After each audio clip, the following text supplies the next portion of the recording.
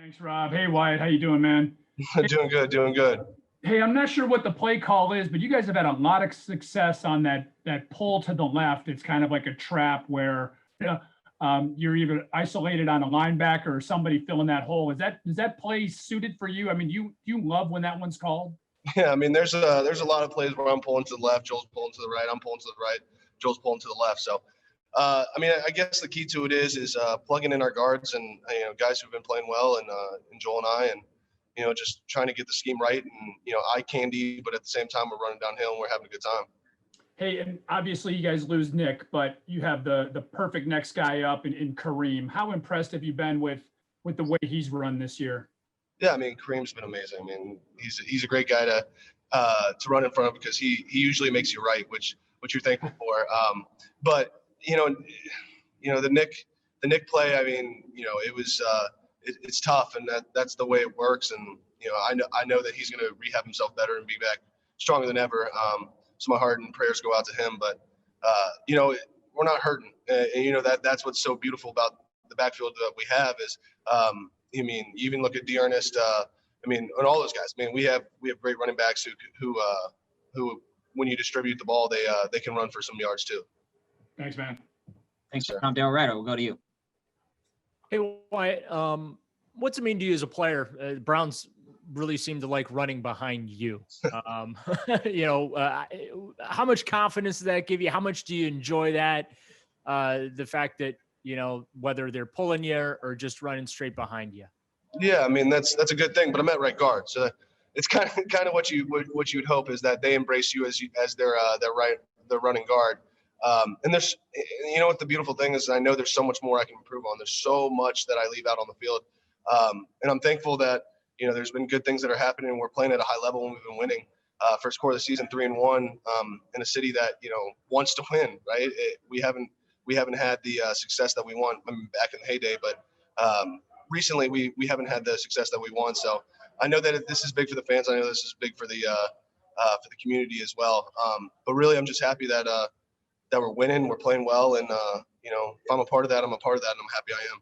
You said you need to get better. I'm kind of curious at what. Yeah, no, my man, thank you. I appreciate that. But no, there's a lot. I know that I know my finish and my effort has been good, and I know that I can even improve in that. But when I look at my play, some people would say, "Wow, he's being a mauler. Wow, everything looks good." But I just know that I can play at such a high level with my feet, with my hands, with my hat placement. Where sometimes I'm behind the block, and luckily my strength gets the job done. But that doesn't always work when you're going against people like Buckner and guys like that. You got to be perfect because they're perfect and they play hard and they have the same effort you have, but now they're just as strong, if not faster, if not stronger. So there's a lot of things that I know when I see. I'm like, that's good. It's a good finish, but I know that my footwork can be better and I can make it look easier. Nate Ork, we'll go to you. Hey, Wyatt, after all the hard work you put in and the success you've had early on here, where's your confidence level at and your comfort within this scheme under Bill Callahan? Well, Coach never really lets you stay comfortable, but he stayed on my butt. He's made sure that I know that I have a lot to work at and not a lot to improve. And finding those plays that that consistency level is where I want to keep on improving. As you see it done amazing one play and then subpar the next play, and you're like, all right.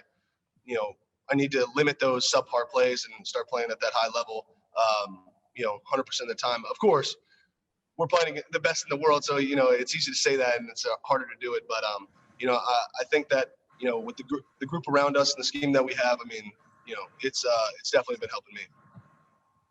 Thanks, Wyatt. Thanks, Nate. We'll go to Dan Lobby. Hey, Wyatt, Nate mentioned Coach Callahan. I mean, what is it about him? People are just raving about him, and he's been doing this for so long. What makes him so good at this? His attention to detail.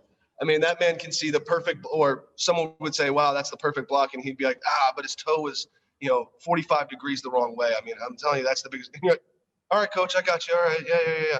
So there's a little bit of that, but, I know that Coach, he just wants the best, and he wants his guys to succeed. If you're playing for Coach Callahan, he wants you to do well, and that's something that, some coaches are like, we're kind of back against the wall. I hope he does well, but I just don't know. He's the kind of guy who he's going to put in 18 hours before the game to make sure that you're on the right page and that you're working well and that you get the idea, even if the technique is a little bit behind, that you understand the fundamentals.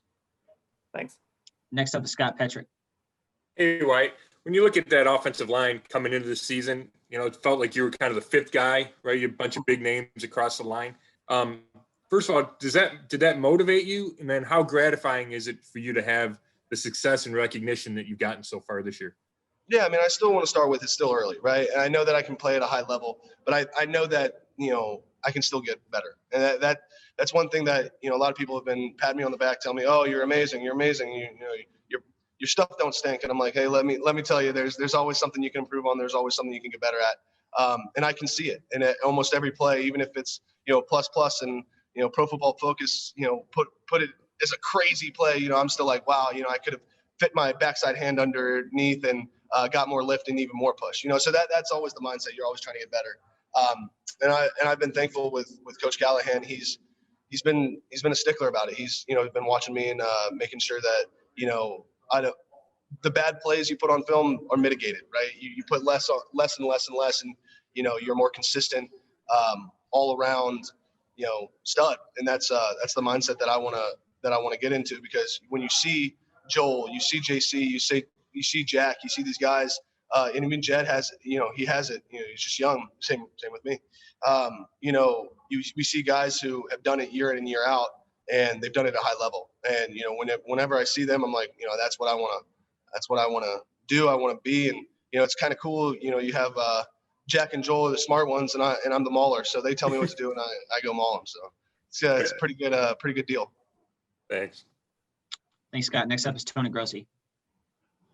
Hey, Wyatt, it just seems like everyone is surprised that you are playing so well. I just know that at the end of the year, you were settling in last year.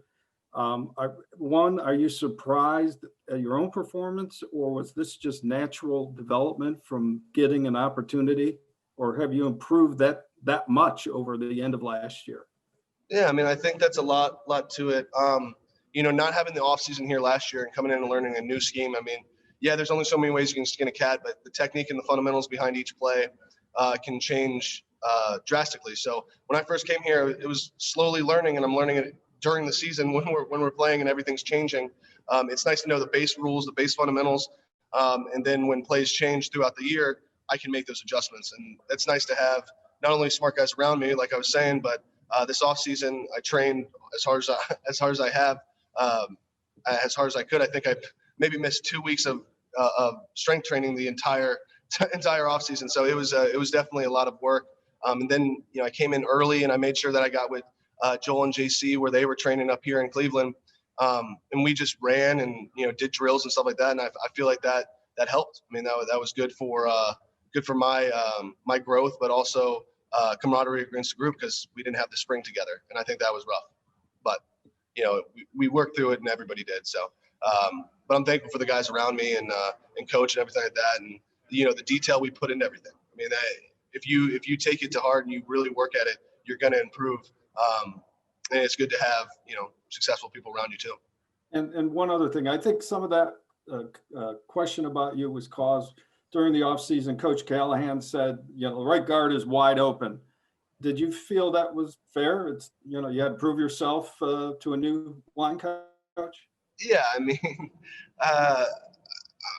you got to be humble at the same time. You know your own worth, right? So like, I knew that I could play, but I didn't expect to be handed a job, and I didn't expect to be handed anything.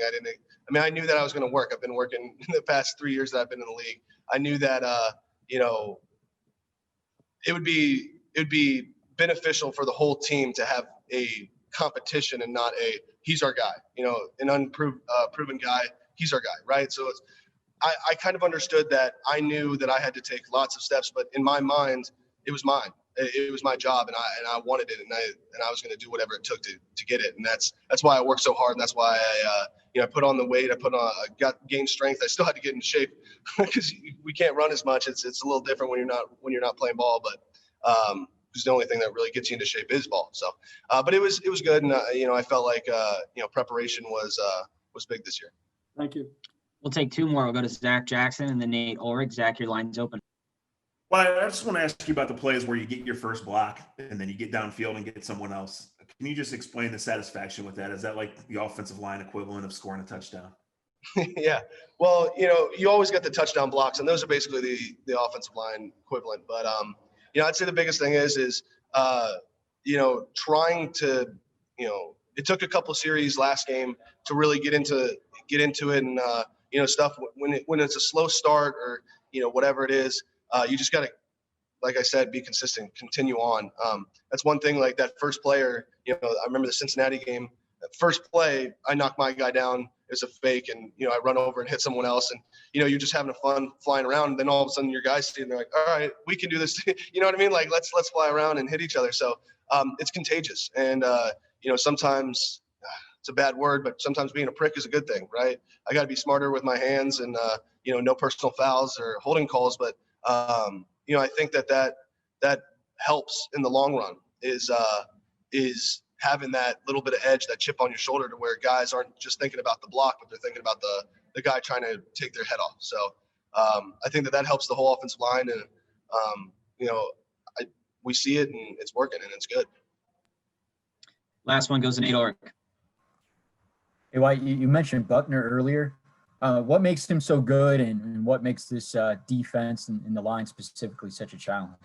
Yeah, I mean, so the scheme fits the players, and when you have a scheme that fits the players, you got 11 guys who play all out, all game, 60 minutes.